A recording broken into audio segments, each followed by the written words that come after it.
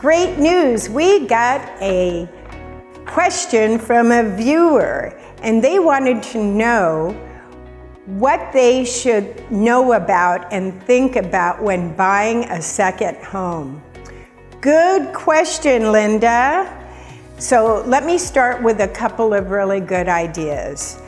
First is resist the temptation to impulse buy.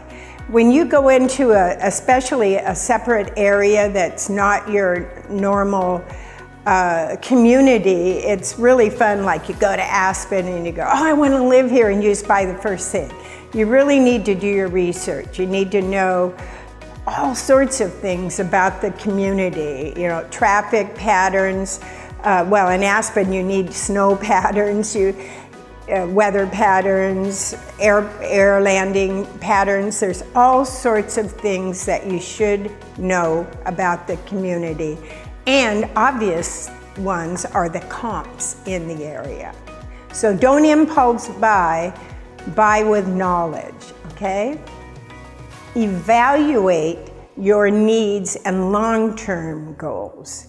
Make sure that this property that you're looking at, or any properties you look at, meet your long-term goals and your needs, because that goes really back to the impulse buying. But know what you need, know what you want, know what your goals are, and then buy accordingly.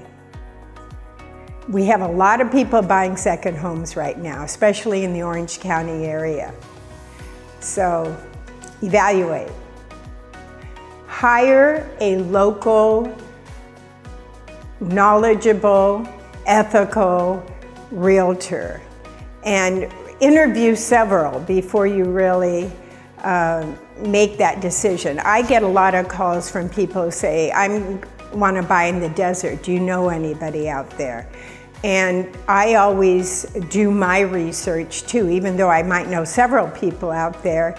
I want to know their reputation. I want to know their ethics level and their knowledge level.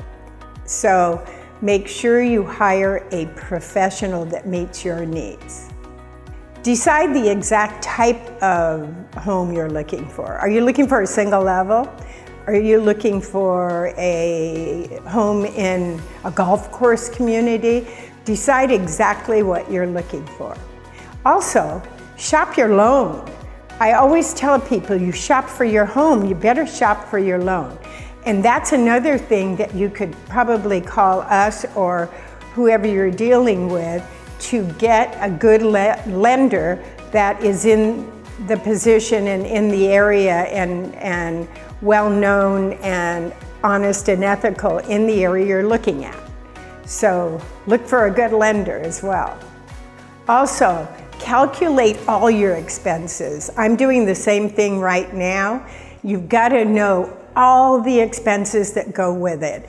And look at the budget of, if it's involved in an HOA, look at the budget. Make sure that they don't have this big lack of reserves and some big expenses coming up, because you're the one that's going to be hit with the extra cost, not the seller. Unless you find out about it and you negotiate that in the deal. So that's always something you can do. But that's another reason to use a local, knowledgeable realtor, because they'll probably know those additional expenses as well. But do your own research too. Ask those questions. Try to look for additional income. There's a lot of people that are doing short-term rentals to people when they're not there. So if you can get additional income, or even buy it as a rental property and visit it when you can, because remember from Debbie, we did that seminar with her, there's formulas whereby you can stay at the home a certain amount of time depending on how many days or weeks or months that you rented it out. So look into all the different aspects, because there's tax advantages. Talk to your CPA. There's a lot of advantages to doing things like the short-term rental that could really make the expense of a second home a lot less. So a lot of research if you're going to buy a second home, but we can help you.